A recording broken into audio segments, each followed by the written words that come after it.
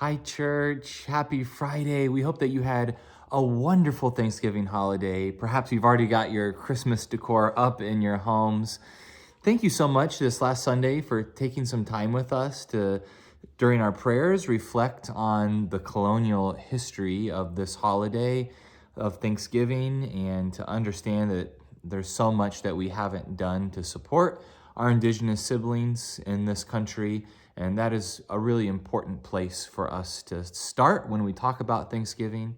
And the crux of the holiday as it has evolved has also been about gratitude. And I know we talk a lot about gratitude in the Christian tradition, but it is a vital concept and one that scientifically really can do wonders with our mental health and our stress. So, Jen, you keep a gratitude journal, don't you? What is that experience for you? How do you recommend that for other people to I pursue? do. So some of you know that Pastor Jacob and I are part of a clergy preaching group that gets together every couple months down in Temecula.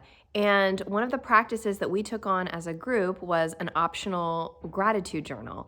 And so this journal every day invites you to reflect on the morning, 3 things that you're grateful for, something that you are going to be intentional about for the day, and then in the evening to reflect on 3 things you're grateful for, as well as reflecting on maybe something that didn't go as planned, and then something that you are going to ask for God's help with. So sort of ending the day with a prayer. And this journal has really been transformative for me. I've been doing it for a couple of months now. And, there's something about, everybody talks about the power of gratitude journals and how there really are studies that show that it changes your brain chemistry to focus on gratitude, and it changes your feeling about the way you move in the world and how you experience life.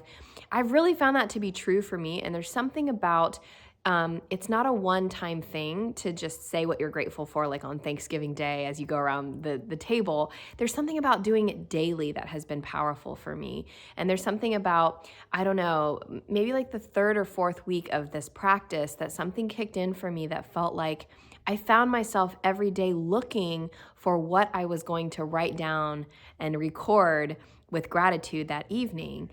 And in the mornings, like, starting my day off with thinking about things that I'm grateful for. And I don't know, something about having it on my mind every day because I'm doing this practice twice a day has really changed my perspective. And it really makes you feel like there are too many blessings to record, even 6 a day. And that's just it's a really rich feeling to feel like your life is so full of blessings that you can't even write down all of them, even when giving yourself 6 slots a day.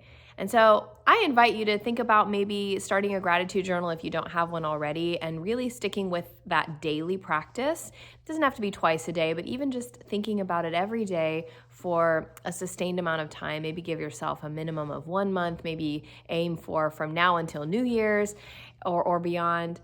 And I would be curious to hear from you if you have also found this practice to be life-changing and heart-changing. Yeah, that's beautiful. I'm so glad it's been meaningful to you Mm-hmm. as well. And I know that there are many in the congregation who've shared with us about your own journaling practices and how Mm-hmm. meaningful it is for you. And if you're someone like me who just never journals and it doesn't feel life-giving at all and it's not something that I want to do, maybe this is a way to challenge yourself. But I'm curious if there are people out there who aren't going to do the journaling practice, which Mm-hmm. I hope some of you, if you've never done it before, will at least try it.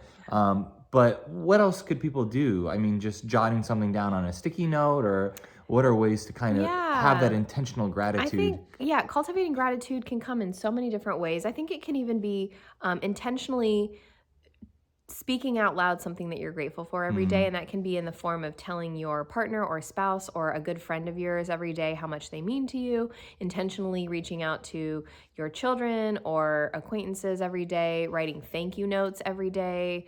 That's a lot of work that you would create for yourself, but I think you'll find there is someone who deserves a thank you note in your life mm, every single day. mm. Making the effort to reach out to old friends, old teachers who have made an impact on your life via email or social media, and just writing them a note of gratitude.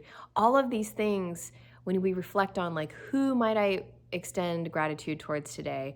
What might I think about being grateful for today? What is a blessing that I'm going to dig one layer deeper than just like my cup of coffee in front of me? Like, what is something that I've never recognized out loud that I've been grateful for today, and that's the thing I'm going to think about or focus on.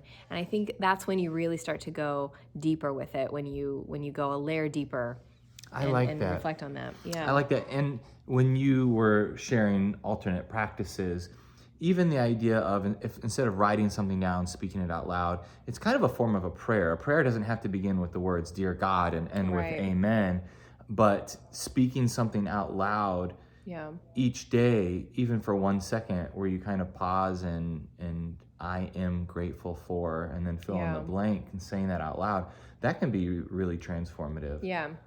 Yeah, and this is all tied to biblical practices all over the Bible, but specifically the one that always comes to mind for me is the story of Jesus and the lepers. He heals a group of lepers, and as they're walking away, Jesus doesn't ask them to say thank you. He doesn't expect any gratitude, but one of them does turn back and thank him, and he remembers that, and it's recorded with Jesus saying, like, wow, out of all of those, you're the one that turned back and said thank you. And so it's a call to action for us as people of faith to give thanks for the things in our life that go well, for the ways in which we succeed, for the lessons we learn out of tough times. There's a way to turn any experience into a moment of gratitude. Yeah. And we never miss a moment to say that we're grateful for you. So thanks for being such an amazing faith community. We can't wait to worship with you on Sunday. That's right. See We'll you see you then. then.